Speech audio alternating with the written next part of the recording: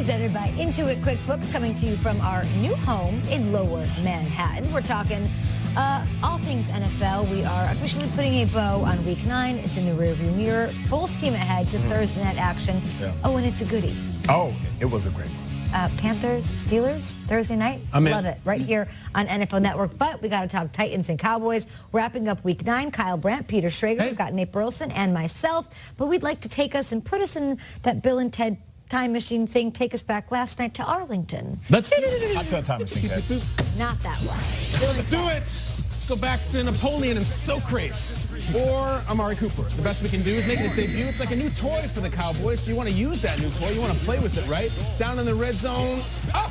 Nate, get into it. Get into it. Oh, man, listen, I'm going to go hard on the slant, right? Just dive right into the middle of the field, and then he pops back out and scores a touchdown. But then you get too excited, and this to me was your classic predetermining the receiver. It's like you do in Madden sometimes. I'm throwing it to the circle button no matter what. He threw it up again to Amari into double coverage. You're a #1 receiver. There's nothing wrong with that. But we got action because Bayard goes and does the TO on the star. Oh, really? The day after we had the Joe Horn celebration, so there's a thing. That was the first quarter? That was the first quarter. Wow. It's incredible. That's disrespectful. That's disrespectful, Kyle. That's right. Flozell Adams, where are you, my man? Dion Lewis gets in for a touchdown. That goes up 14-7. Clinton actually said if he has 6 or 7 seasons with 7 interceptions, then he can do it. I'm like, he can do it now. Yeah, I kind of liked it now, actually, right? It's 2018. I kind of like Allen Hurns getting in the end zone, too, and so does Dak. Cowboys feeling a little bit, tie it up at 14, but how does the second half go? You know, Peter does a segment called Cool Plays Bro. Are the Cowboys ever going to be on that segment, no. Peter? I don't think that they are because Jayon Brown just strips Dak. Cool play by him. Very cool play. The Titans are welcome on it, and they have a really cool one coming up, too. This one where you fake to Dion and you go to Jonnu Smith. A Jonnu wave in the offense. I love that, and he dusts himself off, as he should. Nice play there. See on Cool Plays Bro, maybe. But 21-14. Marcus Mariota, less than 5 minutes to play, and this thing is over. Is it just me, or does he look faster than ever? Fastest quarterback in NFL football right there. And here is the look from the fan and the man, both exasperated. I'm sure that guy is too, because that was a tough loss on national television at home by 2 touchdowns to a team that hadn't won in a month. 28-14 Titans. Why don't we hear from Mr. Jones? Mr. Jones, would you say you're disappointed, sir? Well, again, I don't get into plays or games impacting confidence on any coach or player, from my standpoint. You feel this thing, Jerry, starting to slip away from you at 3-5 now? Well, I think after 8 games, when you've won 3, that's cause for concern. And so you got to recognize reality, and but more importantly, what I recognize is not so much the 3 wins and 5 losses, but the way we lost this game and the way we played the game. We've got to play better. The record could be better than it is right now, and we'd still be in trouble. We've got to play better. You made some significant changes with personnel and coaching during the bye week. You feel like more changes are needed going forward at this point? Again, I wouldn't discuss that. If we were going to make any changes going forward, it's just not something we discussed.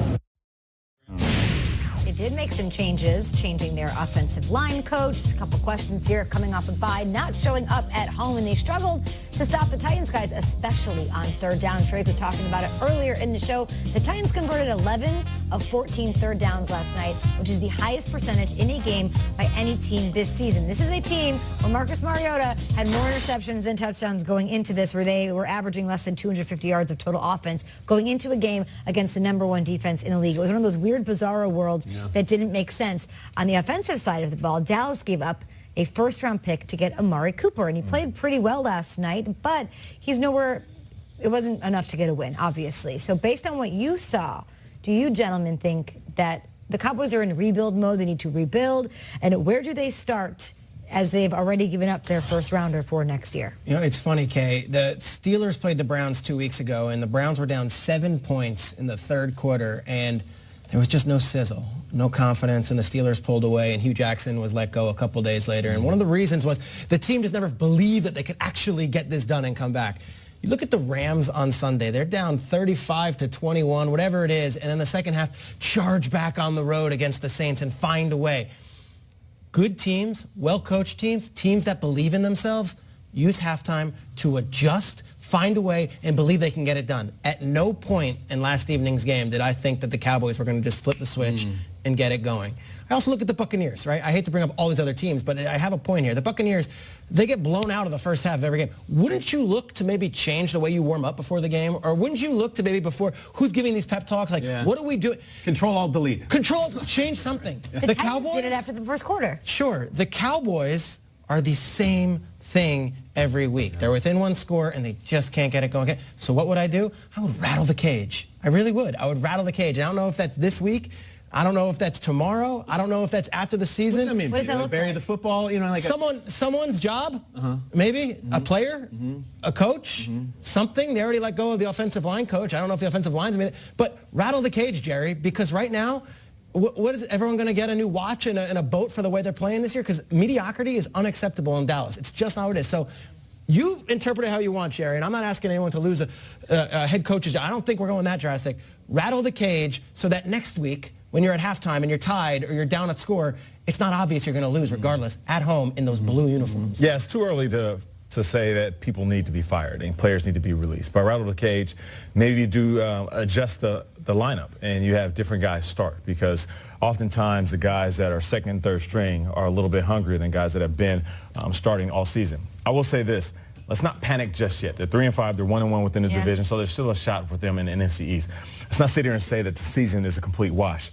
But there's times as a football player where you go up against certain players, certain teams, and that's how you get right. All of a sudden, the Cowboys have become that team where you get right versus them. The get-right team. Yeah, they're the get-right team. It's almost like the homecoming team you play against, and they can't be that. You know, when we would have times like this when I played, there would be this coming to Jesus moment, right, where we would all meet. We're talking players, coaches, even some people within the front office, and we would sit there, close the doors, tune everything out, and have real conversations about real problems that we're having in this season. I feel like there needs to be a little bit of that. I feel like there also needs to be a coming to creative moment. And we talked about it earlier, Kyle, and you hit it so perfectly. You highlighted some of the plays that we've seen this past weekend and this year. Yeah. The stick plays and the trick plays that people think is just something that's happening occasionally. No, this is something that is implemented in every game plan for every good team. There needs to be more within this offense. I get that there's been some turnover on your team. I get that there's some new players and new faces.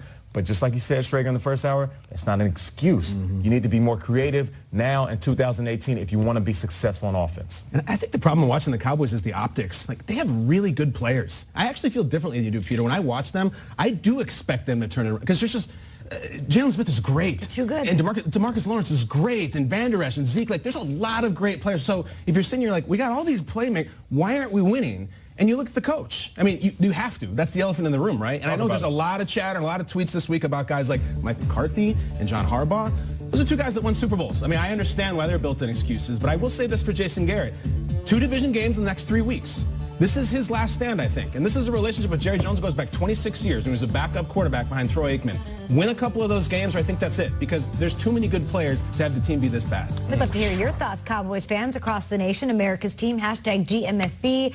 But we got to talk about the Saints and a former Cowboy potentially making magic happen here in the second half of the season. Our girl Jane Slater reporting the Saints are working out a few wide receivers today. Of course, trying to build that depth on that squad as they try to make that playoff push to the Super Bowl. Des Bryant, one of those wide receivers. That is what Jane Slater's saying. NFL Network insider Ian Rappaport adding that Brandon Marshall and Kamar Aiken are the other two guys. So my affection for the Saints is well documented on this show. I called them to go to the Super Bowl. I need you gentlemen to sort of help me figure out my feelings about whether or not I would want Dez on the Saints and what you guys would think of that matchup and whether or not it could be successful. Yes, it will be successful.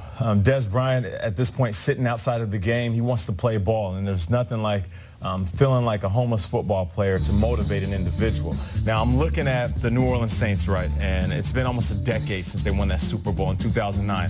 And since then, they've been haunted. They've been haunted by some really big moments that we will remember forever.